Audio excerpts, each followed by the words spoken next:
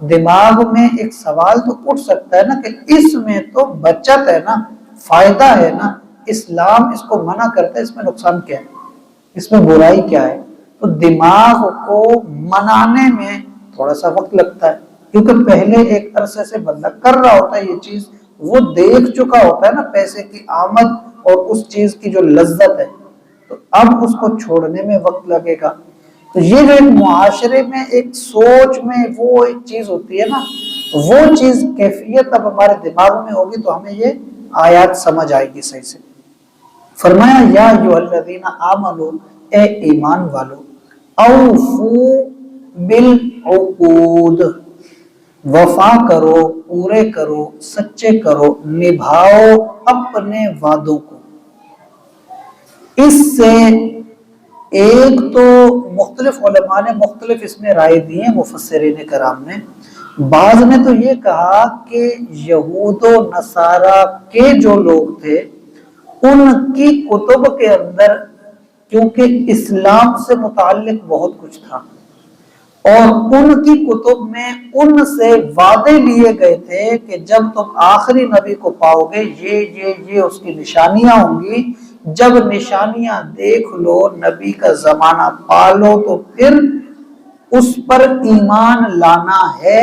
یہ چیز کے وعدے لیے گئے تھے اور وہ لوگ مانتے تھے۔ ایک تو مفسرین کہتے ہیں کہ اس سے یہ مراد ہے کہ یہود و نصارہ جو اپنے دین پر عمل کرتے رہے ہوں، آ جاؤ، یہ وہ وقت ہے، اب اپنے ان کیے ہوئے وعدوں کو سچا کرو، یعنی کہ اب دین اسلام پہ پورے پورے چل پڑو۔ بعض نے یہ بھی کہا کہ اس سے مراد اصل یہ ہے تمام تر مومنین قیامت تک جو ایک دوسرے سے کوئی وعدہ کرے کسی بات پر،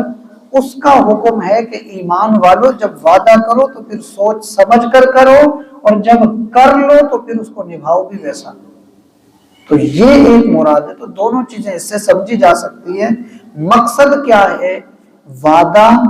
پورا کرنا چاہیے، اور وعدہ کرنے سے پہلے سوچ سمجھ لینا چاہیے کہ میں یہ کر سکتا ہوں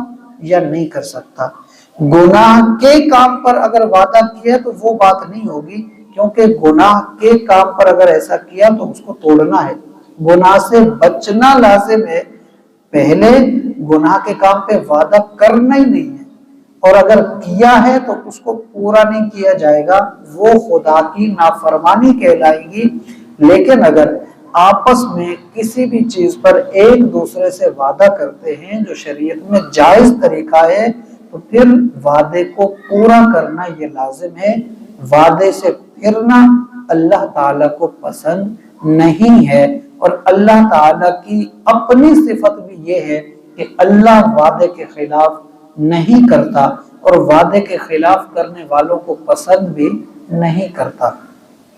ایک چیز۔ دوسری چیز اس میں ارشاد فرمایا احلت لکم، حلال کیا گیا ہے تمہارے لیے، بہیمۃ الانعام، جو چوپائے ہیں، جانور ہیں، یہ تم پر حلال ہیں، الا ما یتلا علیکم، ہاں جو تم پر تلاوت کیے جائیں گے وہ حرام ہے۔ ابھی بتایا نہیں کہ کون کون سے جانور ہیں، وہ اگلی آیات میں ہیں، انشاءاللہ ان کے بارے میں بھی ہم سنیں گے۔ تو فرمایا کہ جو تم پر تلاوت کیے جائیں گے نا جانور، یعنی جو تم پر ذکر کیے جائیں گے بعد میں، وہ تو حرام ہیں، لیکن ویسے تم پر جانور حرام نہیں ہیں، غیر محل الصید، اور فرمایا کہ تم شکار کو